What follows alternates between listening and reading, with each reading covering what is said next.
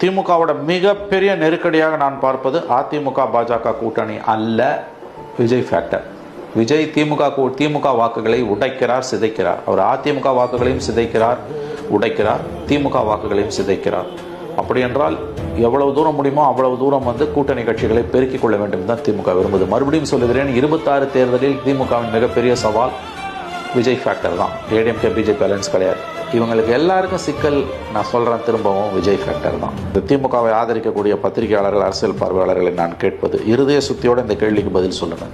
நீங்கள் கண்ணை திறந்து பார்க்குறீங்க, காதை திறந்து கேட்குறீங்க, விஜய்க்கு இருக்கக்கூடிய ஆதரவு உங்களுக்கு ஆச்சரியமா இல்லையா? இன்றைய கதையை நான் பேசுகிறேன்.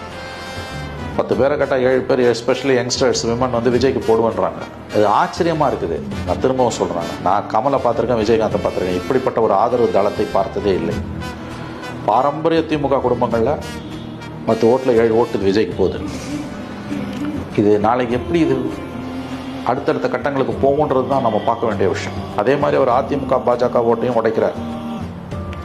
குறிப்பாக மேற்கு மண்டலத்தில் திமுகவை சார்ந்த ஒரு மிக முக்கியமான சர்ச்சைக்குரிய மந்திரி, அவர் எடுத்த சர்வேலேயே வந்த தகவல் என்னென்னா, மிகப்பெரிய அளவில் மேற்கு மண்டலத்தில் விஜய்க்கு செல்வாக்கு இருக்கிறது.